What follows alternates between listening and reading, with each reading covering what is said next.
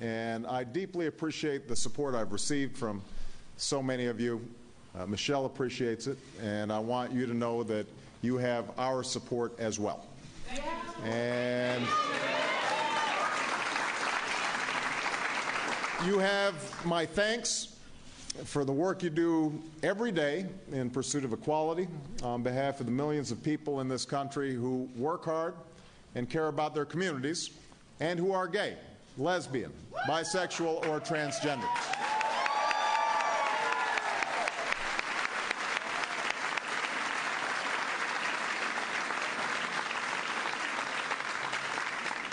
Now, this struggle, I don't need to tell you, is incredibly difficult.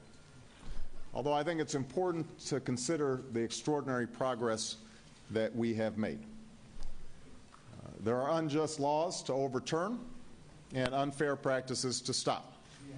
And though we've made progress, there are still fellow citizens, perhaps neighbors or even family members and loved ones, who still hold fast to worn arguments and old attitudes, who fail to see your families like their families, and who would deny you the rights that most Americans take for granted.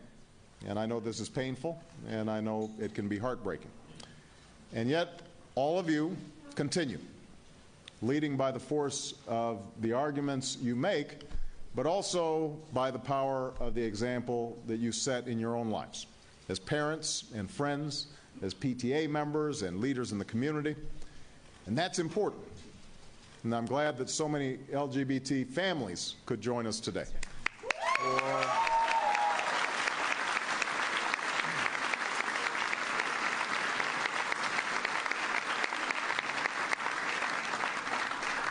For we know that progress depends not only on changing laws, but also changing hearts. Yes. And that real transformative change never begins in Washington.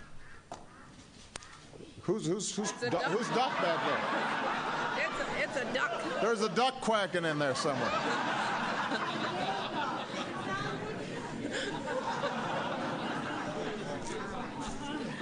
Where do you guys get ringtones, by the way? I'm just curious.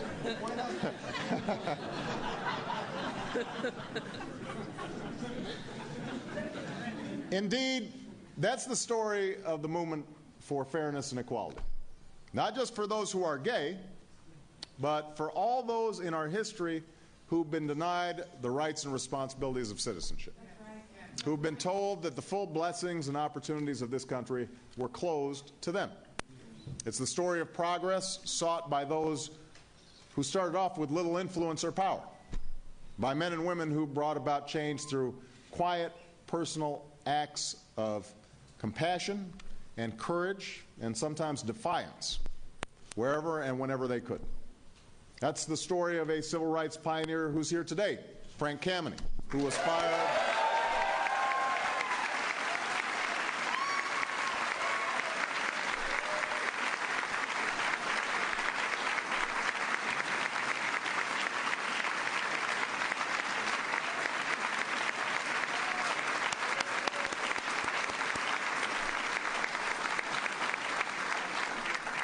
Frank was fired from his job as an astronomer for the federal government simply because he was gay.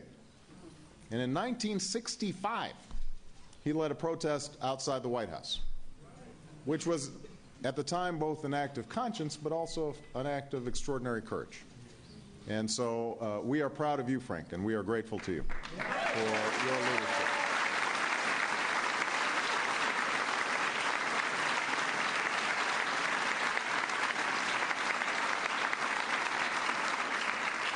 It's the story of the Stonewall protests, which took place 40 years ago this week, when a group of citizens with few options and fewer supporters decided they'd had enough and refused to accept a policy of wanton discrimination.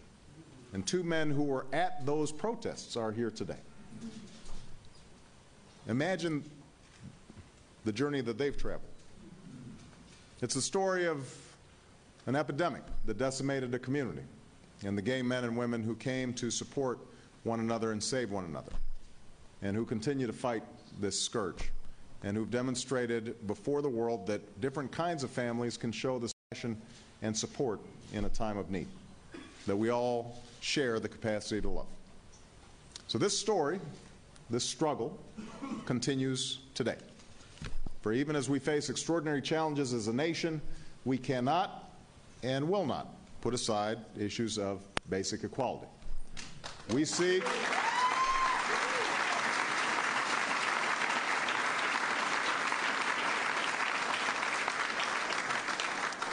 an America in which no one feels the pain of discrimination based on who you are or who you love. And I know that many in this room don't believe that progress has come fast enough. And I understand that. It's not for me to tell you to be patient, any more than it was for others to counsel patience to African Americans who were petitioning for equal rights a half-century ago. But I say this, we have made progress, and we will make more.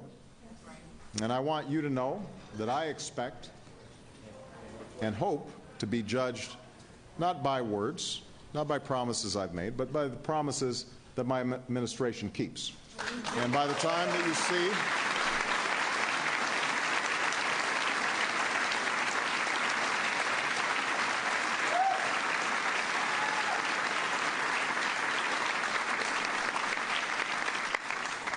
we've been in office 6 months now. I suspect that by the time this administration is over, I think you guys will have pretty good feelings about the Obama administration. I have some confidence about that.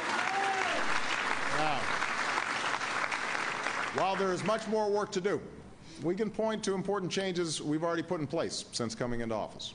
I've signed a memorandum requiring all agencies to extend as many federal benefits as possible to LGBT families as current law allows. And these are benefits that will make a real difference for federal employees and foreign service officers who are so often treated as if their families don't exist. And I'd like to note that one of the key voices in helping us develop this policy is John Berry, our Director of the Office of Personnel Management, who's here today, and I want to thank John for that.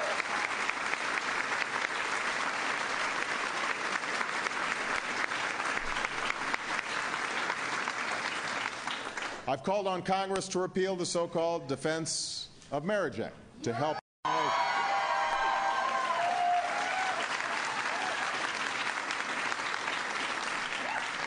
help end discrimination against same-sex couples in this country. Now, I want to add, we have a duty to uphold existing law, but I believe we must do so in a way that does not exacerbate old divides. And fulfilling this duty in upholding the law in no way lessens my commitment to reversing this law. I've made that clear. I'm also urging Congress to pass the Domestic Partners Benefits and Obligations Act, which will guarantee the full range of benefits, including health care, to LGBT couples and their children.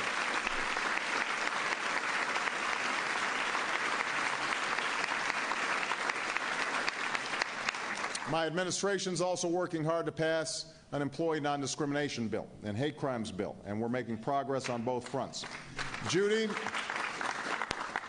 and Dennis Shepard, as well as their son Logan, are here today. I met with Judy in the Oval Office in May, and I assured her and I assured all of you that we are going to pass an inclusive hate crimes bill into law, a bill named for their son Matthew.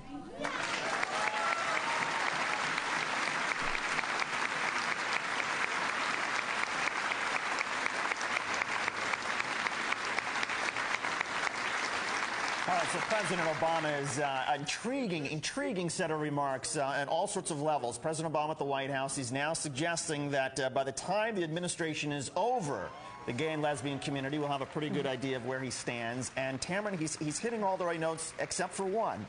For those who are in the military who are getting kicked out, 260 have been kicked out so far, how many more members of the military are going to be kicked out until the president fulfills the promise that he says that he will fulfill by ending Don't Ask, Don't Tell? And that's the key rub for a lot of people who don't like the way the administration is handling this. And we've not heard him in those remarks so far. We were trying to listen in as long as possible to hear if he would specifically mention Don't Ask, Don't Tell, and in his remarks, at least thus far, he's not done that.